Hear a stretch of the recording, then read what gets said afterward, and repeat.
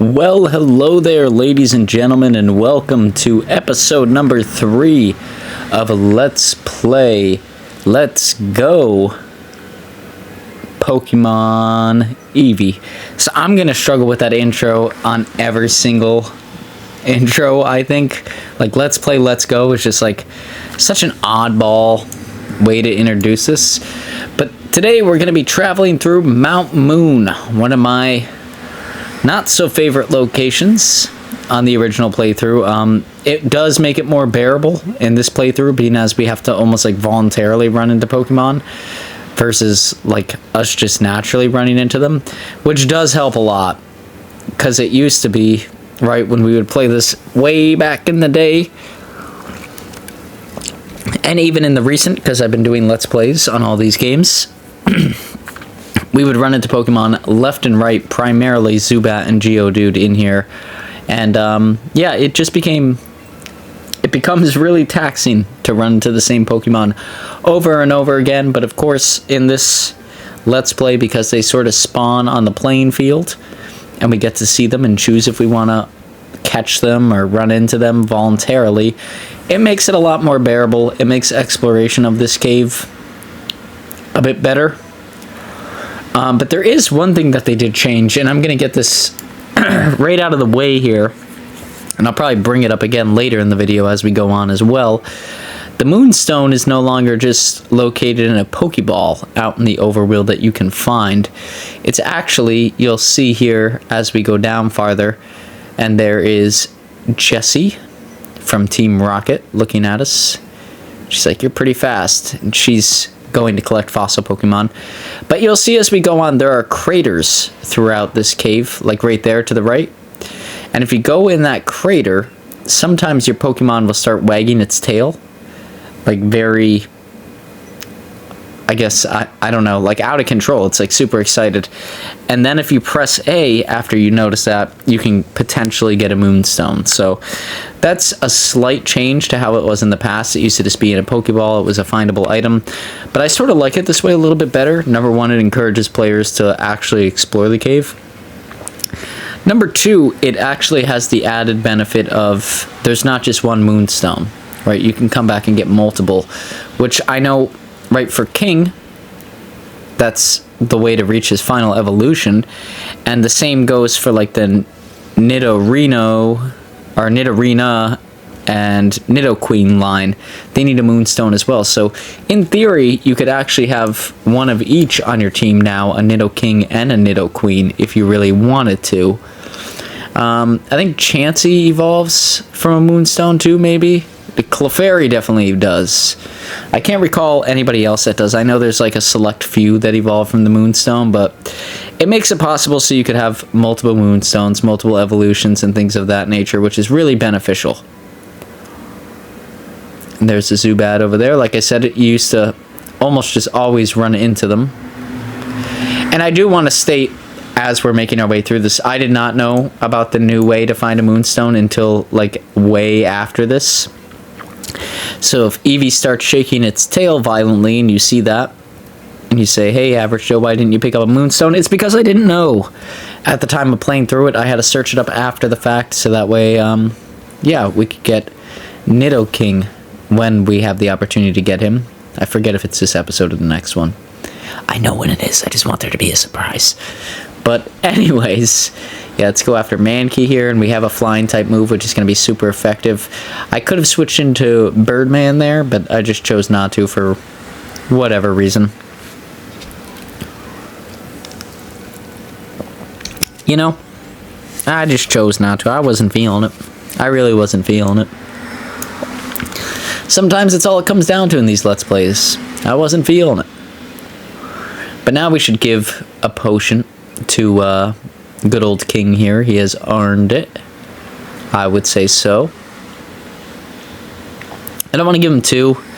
Honestly, everything down here is pretty low level, and it's not, we're not doing a Nuzlocke like we've done in the past when I play through Kanto, so I'm less like, oh my god, I don't want to risk anything, as much as it's just like, okay, yeah, we're exploring, we're having a good time. There's Zubat. We don't want the Zubat. Let's fight this lady, I guess. And yeah, like I said, we'll probably have major gym battles coming out on like Thursdays and stuff. You know, this week may be an exception, but I think like once a week we'll have like a major episode, and then we'll sort of have these episodes in between where I go and explore a new area that we're able to go to. So Mount Moon's like the perfect introduction to that, and is why I wanted to fight Brock in episode 2 and fit a whole ton into that first episode there, is because it's like, you know, it makes it fit nicely into like 8 weeks, which is typically the 2-month period there. If I do one gym battle and then like one plot story heavy episode. Mount Moon isn't really, it's not necessarily plot heavy. I guess in some ways it is, because it introduces us to Team Rocket and some of those elements, but like I said, yeah, I want to keep it to like one major episode. And here's James. James says, yikes, quit following us, and then takes off running. So I want to circle back here, because there was a ladder that goes down. I don't think it leads to much, but like I said, this is like one of the rare opportunities we will have to actually explore these caves, because typically exploration of these caves is very painful in every element that it possibly can be. It's, yeah, usually a huge pain in the neck, takes a ton of time, and you end up just running into tons of Pokemon. It's a great way to grind early game, but outside of that, really doesn't provide a whole ton of value, in my opinion. Others may say it does, but to me, it really hasn't in the past. And grinding is one of my least favorite things to do, and especially in this game, it's not really necessary, because we have the EXP share, like, almost out of the gate with all these Pokemon. I think I might give this to Ratman. I think he needs the most help. Yep, there we go. He's level 13 now. Because he's going to be helping us on the next gym, like, pretty heavily. And I think about giving some of these. I might give the quick candy to Ratman as well, so maybe he'll outspeed in the next gym. But I really want to save these for, like, you know, our final team. So I'm not going to use too many of them now, even though we have them. And here, let's just go and pick a fight with Team Rocket. That's a cool intro for Team Rocket. That's the first time I'm seeing that. That's pretty rad. Rad for Team Rocket. There we go. That's what the R stands for. It's Team Rad, not Team Rocket. What are you talking about? This is the coolest team in town. But no, yeah, obviously, we're going up against Rattata. I think we have a fighting type move. Yeah, we do. We have double kick, which is going to be super effective, so this is not going to be a problem at all. At least I hope not. Yep, real easy. Nice, easy win there. Like I said, King is really dominant in the early stages of the game. I think we'll be catching a Pokemon team member that's going to stay on the team until the finale next episode. But not this episode. This episode is just Mount Moon. Supposedly, I think you could find Onix in here, which would be a really cool Pokemon. Like, I always find him so late game that it doesn't make sense to leave him on the team. But man, as a defensive wall, that would be a great Pokemon to have. I've never come across an Onix in Mount Moon. Like, if I did, I don't know, I would jump for joy, I guess. I don't know what I would do. I'd be really excited. But it's never happened to me. I've never had that lucky encounter rate. I'm sure if I spent enough time in here, I could, but it's a really lackluster area. And there we go. There's actually a Chansey. So, very rare, I think, to find Chansey out in the wild. I'm gonna try and catch it. Let's see if we can do that here. Yep, miss on that one. Or it was hitting us away when I hit it. Can we catch it in the Great Ball? We can. Perfect. I'm never going to use a Chansey, but it's something to add to the Pokedex and a new Pokemon that we've found here that isn't like the traditional Pokemon. And some level ups across the board, too. Look at that. That's very nice. What's Fish at now? Level 8. Good job, Nick. Sorry, I named him Fish in the past, but I forget in this game it's always tradition to name the Magikarp Nick. And there we are. Okay, let's let's try to avoid this whole mess here. I keep thinking this is going to be the Moonstone, but it's actually a nugget, which is a very useful item. It's worth a lot of money for resale, so that will help us greatly. Let's go this way. And then let's go and battle this guy. Like I said, lots of battles this episode. Lots of stuff just going on that's whatever feeds into the overall plot, story arc of this game. I just wanted to keep it nice and simple here to start out the week, especially being as, if you saw yesterday, we just posted the finale to Let's Play Super Mario World 2 Yoshi's Island, which was a fantastic game to play. I had a ton of fun wrapping it up there. The final boss is so cool in that game. I even added it in the thumbnail.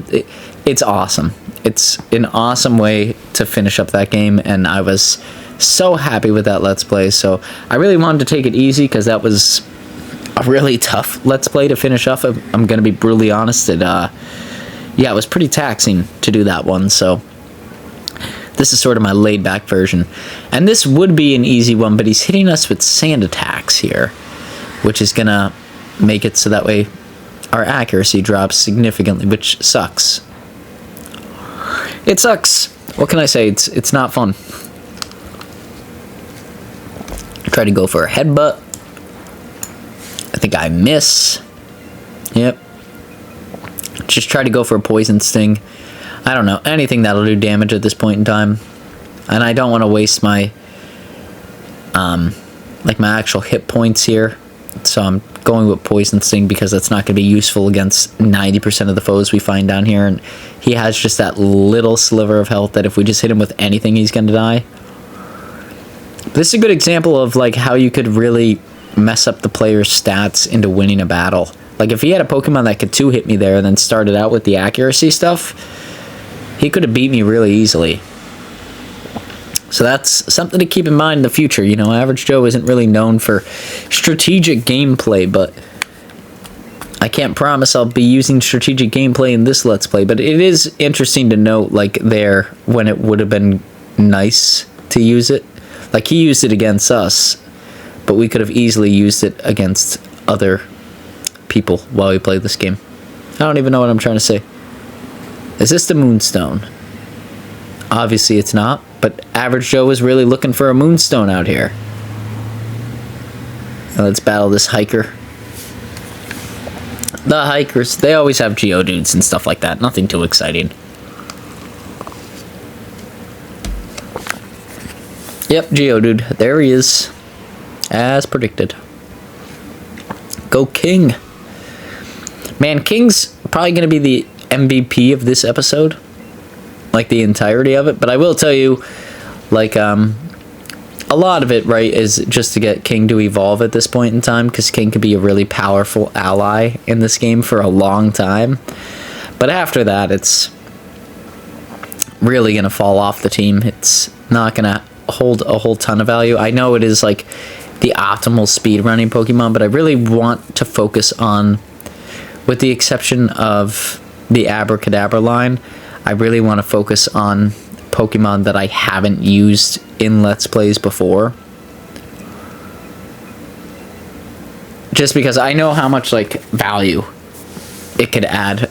I just think it would be neat, honestly, to, like, explore with different Pokemon. Even when we go into Soul Silver, when we go through and play through that, I want to use, like, an entirely different team that I haven't used before. Just for the element of doing it. Like, just having a different team. I think it would be really cool.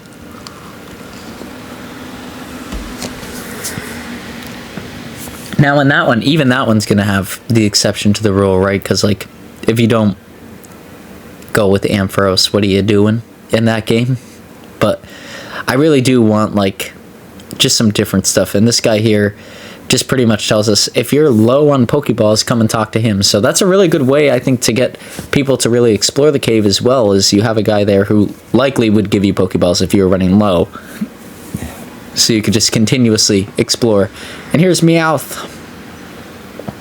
What does he got to say? Just Meowth.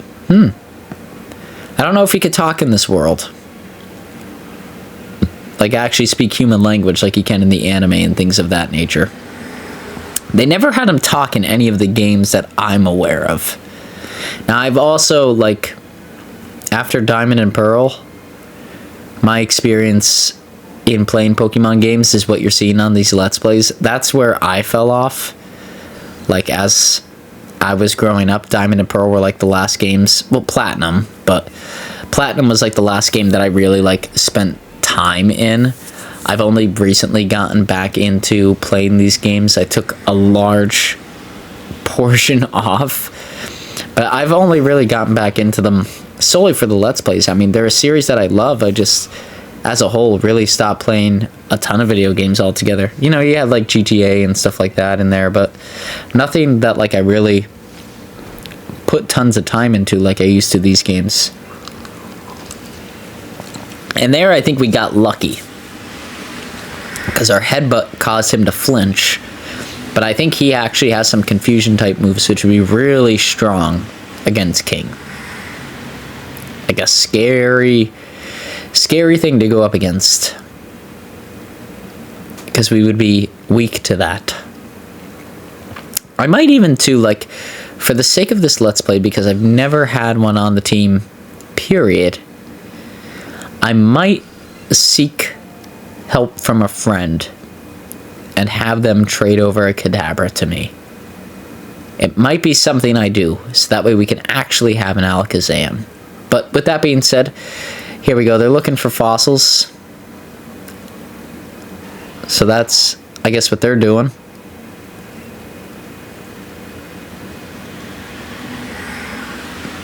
They're just sort of exploring. Yeah, I'm going to make a note of that. That would be really rad. I'll tell you, if I had an Alakazam on the team, that's like all my childhood dreams come true right there. Frickin' Alakazam. One of the most, definitely in this generation, in my opinion, the most powerful Pokemon. The most dominant Pokemon across the board. But I would have to really talk to him and the one person I know who plays this, and see if he could give it to me at whatever the level is, like the bare minimum level, so that way we're working with the base stats and things like that.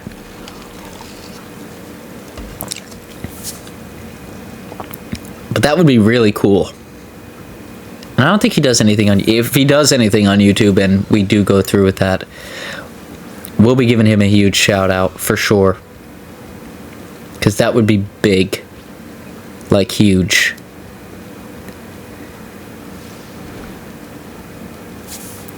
Like, I can't even believe I didn't think about it until just now. Because that, oh my good God. Just to see him, man. I've never had an Alakazam. It would be so cool. I'm telling you, I would lose my mind. Oh, King grew to level 16. Good job, King.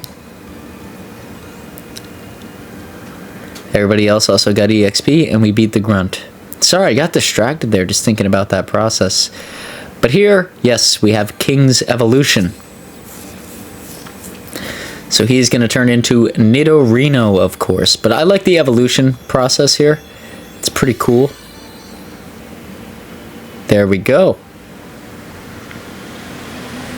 Very nice, very nice.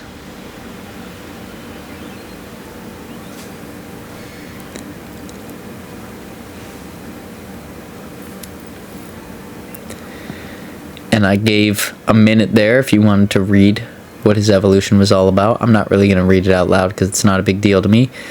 But here we go. He's like, I found these fossils. They're both mine. And if we beat him, he will share a fossil with us. Sorry, I'm leaning away from the microphone for a second there. Yes, he will share a fossil with us if we beat him. If we don't beat him, I think we just lose. I think he's meant to share a fossil with us, like it's just what he does.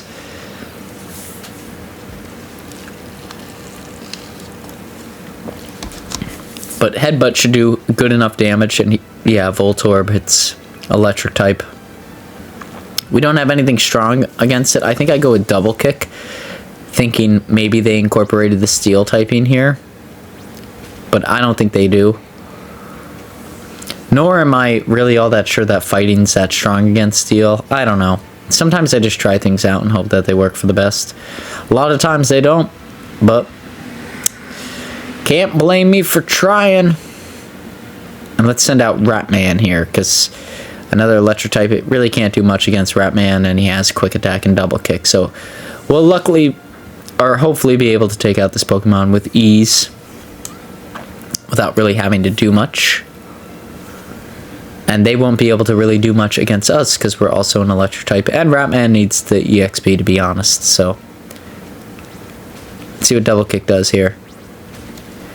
That's enough.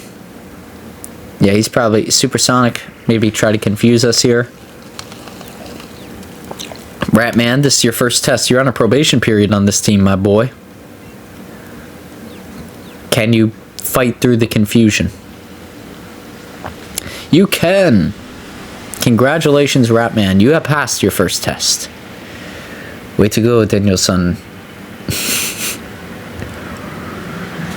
But there we go. We beat the nerd. We beat the nerd. Nerd! Let out nerd. And I think the Dome Fossil is pretty good, but the Helix Fossil is also pretty good. I'm going to go with the Helix Fossil. There's a channel out there called Scott's Thoughts. If you watch his videos at all, the Dome Fossil is the only right choice, in his opinion. And he does it as a running gag, but anytime I come up against that choice, it always makes me think about that, because there are so many times I have just, like, spent a morning laying in bed watching his videos, comparing which Pokemon can solo this game the quickest, and it's so fun. But go check out his channel if you haven't seen anything on it. It's awesome. I'm not like a big... I don't really promote a lot of stuff, but like that's an awesome channel. And here we go. This is our first sight at a double battle. So we actually got to see what that looks like. So if you didn't catch it there, because I was promoting another channel in the middle of my video. Eevee will jump off our shoulder in a double battle. And it will pick the first Pokemon. So that's a good indicator of what will happen moving forward. That's a good thing to know, because it could change like the whole dynamic of a fight, knowing that Eevee's just going to be in there. And even though Eevee is named Gunshow, I'm probably going to end up calling Eevee for the majority of these episodes, just because it's Eevee, you know? Such an awesome Pokemon, but I think the normal type moves are actually going to be more effective against these Pokemon, so we might as well stick with that.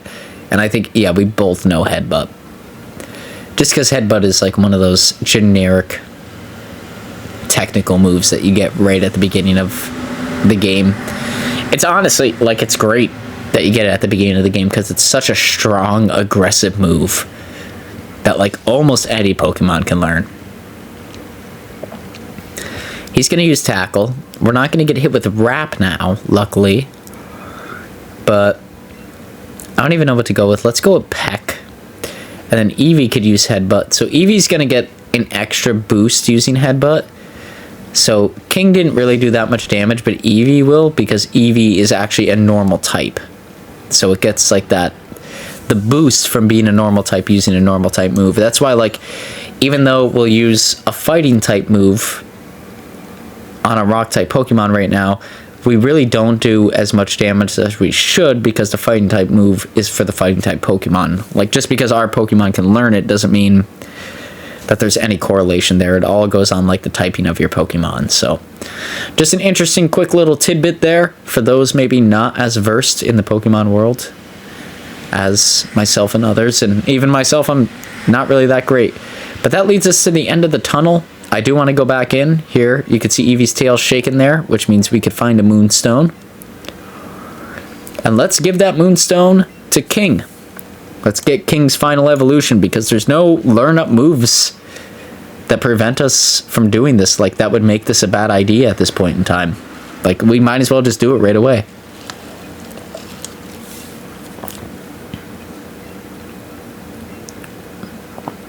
Yeah, let's give it to King. And you will get to see, if you've never seen Nidoking before, you will get to see Nidoking Man, what a dominant Pokemon Nidoking is in this game. Nidoking wrecks hell. It is the speedrunner's choice in this game. Like, it is a dominant Pokemon. And I think it tries to learn Thrash right after this, which is an insanely powerful move for how low level this Pokemon is. Now, it does cause confusion when we use it, but I think it does like 120 damage with 100% accuracy, like right out the gate. Let's check. Let's double check that. Let's fact check Average Joe here. I almost cancel out of it there because I hit the wrong button. I'm probably going to do that a lot throughout this series.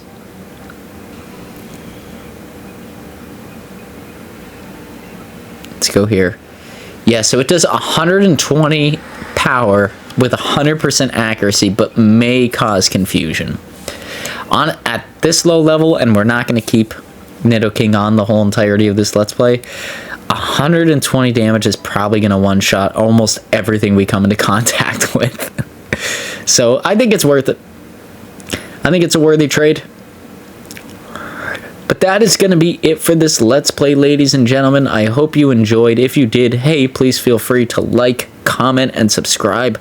All that stuff greatly motivates myself to make videos just like this in the near future. We'll be playing this on Tuesdays and Thursdays as per our usual schedule. And then I think I'm going to take Friday off here from the Super Mario World kind of stuff. And we'll be starting fresh now that we just finished up Super Mario World 2 Yoshi's Island yesterday. And we'll be playing Super Mario 64 starting next week.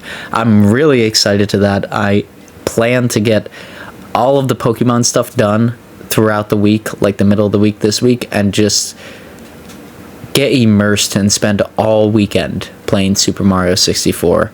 That's my plan up until this point. Of course, there's always crazy life stuff going on, so I can't say for sure that that's going to hold true, but I'm really hoping that's going to hold true because I'm super excited to play that game. That's going to be my first walkthrough through it, and it's one of the first 3D platformers of all time.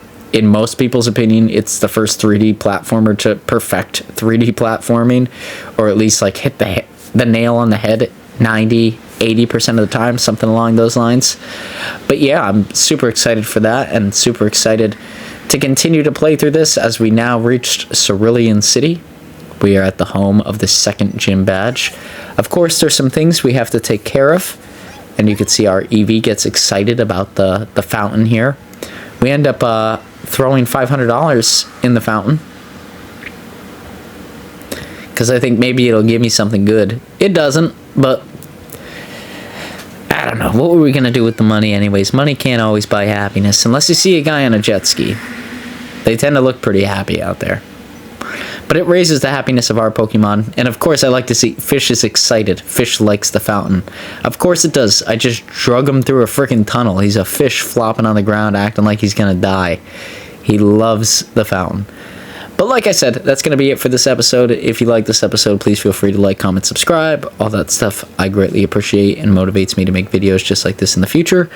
And yeah, we'll see you all back here on Thursday, where hopefully we'll be ready to take on Misty. Of course, we have to take out Nugget Bridge, go talk to Bill, and do all that usual hoopla involved in that process. But until then, everybody take it easy, and we'll see you all here on the next one. Peace out, guys. Have a snazzy week. I forgot to say snazzy. Have a snazzy week. Jesus.